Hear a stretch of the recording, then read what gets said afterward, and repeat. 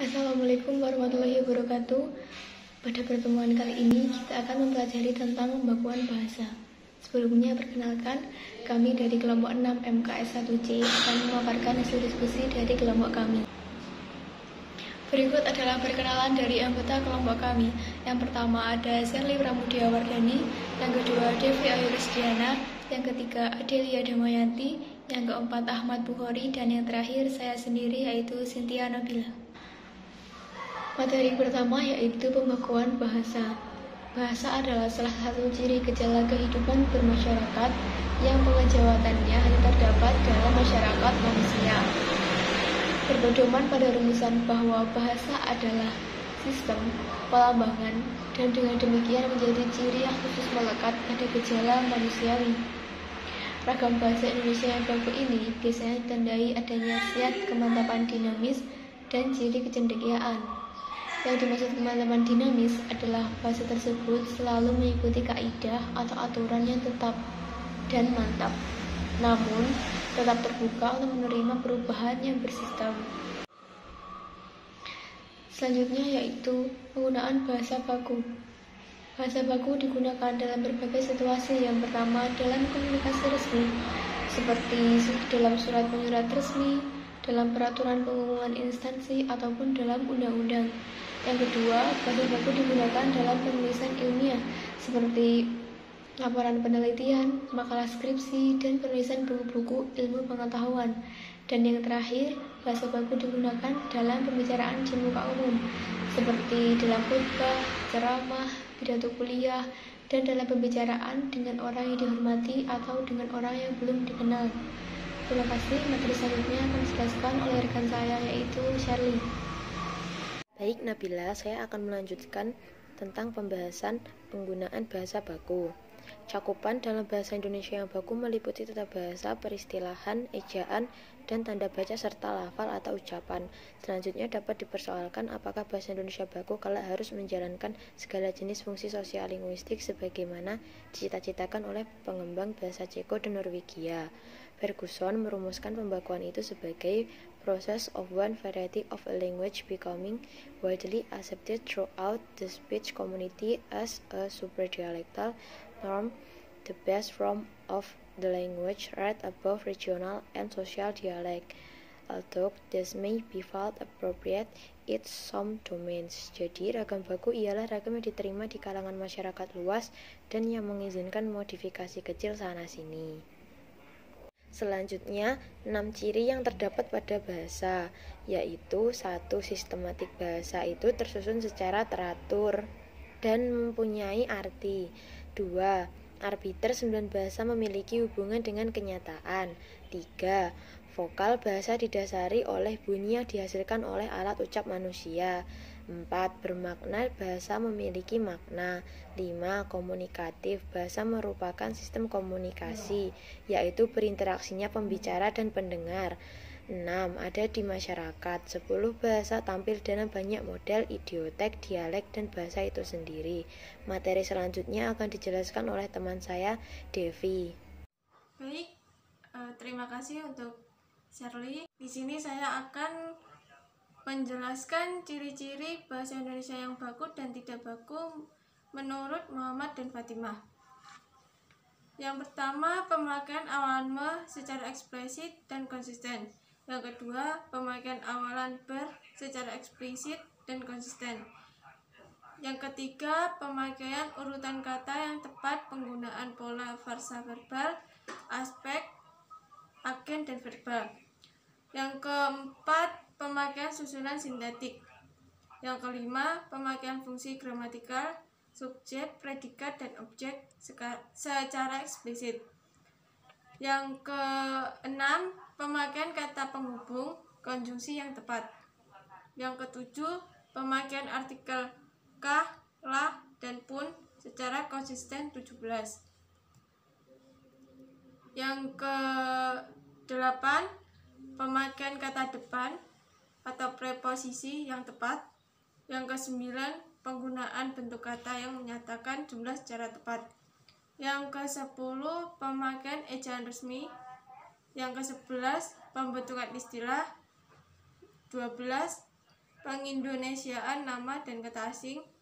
Yang terakhir, identitas sebuah kalimat. Ciri-ciri bahasa Indonesia baku dan bahasa Indonesia non-baku yang telah dibuat oleh Harimurti Kridalaksana, Anton, Muhammad Moeliono, dan Suwito. Yang pertama, pelafalan sebagai bagian fonologi bahasa Indonesia baku adalah pelafalan yang relatif bebas dari atau sedikit diwarnai bahasa daerah atau dialek. Yang kedua, keterampilan kata yang berawalan me dan ber dan lain-lain sebagai bagian morfologi bahasa Indonesia baku ditulis atau diucapkan secara jelas dan tetap di dalam kata. Baik, untuk materi selanjutnya akan disampaikan oleh Saudari Adelia. Baik, di sini saya akan menyampaikan kelanjutan dari materi yang telah disampaikan oleh teman saya, yaitu ciri-ciri bahasa Indonesia baku dan bahasa Indonesia non-baku. Yang ketiga, konjungsi sebagai bagian morfologi bahasa Indonesia baku ditulis secara jelas dan tetap di dalam kalimat.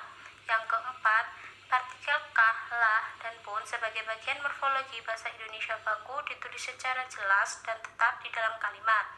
Yang kelima, proposisi atau kata dengan sebagai bagian morfologi bahasa Indonesia baku dituliskan secara jelas dan tetap dalam kalimat. Yang keenam, bentuk kata ulang atau reduplikasi sebagai bagian morfologi bahasa Indonesia baku ditulis secara jelas dan tetap sesuai dengan fungsi dan tempatnya di dalam kalimat. Yang ketujuh, kata ganti atau pluralitas tutur sapa sebagai bagian morfologi bahasa Indonesia ditulis secara jelas dan tetap dalam kalimat. Yang kedelapan, pola kelompok kata kerja aspek plus agen plus kata kerja sebagai bagian kalimat bahasa Indonesia baku ditulis dan diucapkan secara jelas dan tetap di dalam kalimat. Yang kesembilan, konstruksi atau bentuk sintesis sebagai bagian kalimat bahasa Indonesia baku ditulis atau diucapkan secara jelas dan tetap di dalam kalimat. Yang kesepuluh, fungsi gramatikal atau subjek, predikat, dan objek sebagai bagian kalimat bahasa Indonesia baku ditulis atau diucapkan secara jelas dan tetap dalam kalimat. Yang terakhir, struktur kalimat baik tunggal maupun majemuk ditulis atau diucapkan secara jelas dan tetap sebagai bagian kalimat bahasa Indonesia baku di dalam kalimat. Terima kasih, materi selanjutnya akan disampaikan oleh teman saya, Ahmad. Baik, saya akan melanjutkan presentasi dari Adelia. Yang ke-12 yakni kosakata sebagai bagian semantik bahasa Indonesia baku ditulis atau diucapkan secara jelas dan tetap dalam sebuah kalimat. Misalnya, terdapat pada kata mengapa, tetapi, bagaimana, memberitahukan, hari ini, bertemu, tertawa, mengatakan, pergi, tidak begini, begitu, silakan. Yang ke-13 yakni ejaan resmi sebagai bagian bahasa Indonesia baku ditulis secara jelas dan tetap baik kata, kalimat, maupun tanda-tanda bacaan sesuai dengan ejaan bahasa Indonesia yang telah disempurnakan. Yang ke-14 yakni peristilahan baku sebagai bagian bahasa Indonesia baku dipakai sesuai dengan pedoman peristilahan penulisan istilah yang dikeluarkan oleh pemerintah melalui Pusat Pembinaan dan Pengembangan Bahasa. Pokok pembahasan berikutnya adalah 4 fungsi yang terdapat dalam bahasa Indonesia baku. Yang pertama, bahasa Indonesia baku berfungsi sebagai pemersatu. Maksudnya yakni bahasa Indonesia baku mempersatukan atau menghubungkan penutup berbagai dialek bahasa itu. Bahasa Indonesia baku itu sendiri mempersatukan mereka menjadi satu masyarakat. Bahasa Indonesia baku. Bahasa Indonesia baku merupakan wahana atau alat dan pengungkap kebudayaan nasional yang utama. Fungsi pemersatu ini ditingkatkan melalui usaha pemberlakuannya serta salah satu syarat atau ciri manusia Indonesia modern. Yang kedua, bahasa Indonesia baku berfungsi sebagai penanda kepribadian.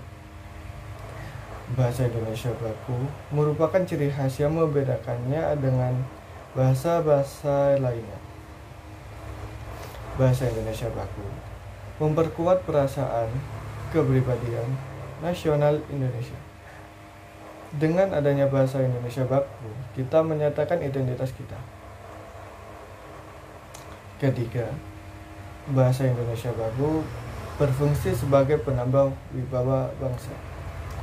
Kepemilikan bahasa Indonesia baku akan membawa serta wibawa atau prestise. Fungsi pembawa wibawa berkaitan dengan usaha mencapai kesederajatan dengan peradaban lain yang dikagumi melalui perolehan bahasa Indonesia baku. Di samping itu, pemakai bahasa Indonesia yang mahir berbahasa Indonesia baku dengan baik dan benar memperoleh wibawa di mata orang lain. Fungsi yang menyangkut kewibawaan itu juga terlaksana jika bahasa Indonesia baku dapat dipautkan dengan hasil teknologi baru dan unsur kebudayaan baru. Keempat, bahasa Indonesia baku berfungsi sebagai kerangka acuan. Bahasa Indonesia baku berfungsi sebagai kerangka acuan bagi pemakainya dengan adanya norma atau kaidah yang dikodifikasi secara jelas. Norma atau kaidah bahasa Indonesia baku itu menjadi tolak ukur pemakai bahasa Indonesia baku secara benar. Oleh karena itu, penilaian pemakaian bahasa Indonesia baku dapat dilakukan. Norma atau kaidah bahasa Indonesia baku juga menjadi acuan bagi segala jenis pemakaian bahasa yang menarik perhatian karena bentuknya yang khas seperti bahasa ekonomi, bahasa hukum, bahasa sastra, bahasa iklan, bahasa media massa, surat menyurat resmi, bentuk surat keputusan, undangan, pengumuman, kata-kata sambutan, ceramah, serta pidato. Sekian penjelasan yang dapat saya sampaikan. Waktu dan tempat saya persilakan kepada moderator. Baik, terima kasih telah mendengarkan pemaparan materi dari kelompok kami. Saya selaku perwakilan dari kelompok 6 mohon pamit undur diri dan mohon maaf apabila dalam penyampaian materi kami terdapat banyak kekurangan. Terima kasih. Wassalamualaikum warahmatullahi wabarakatuh.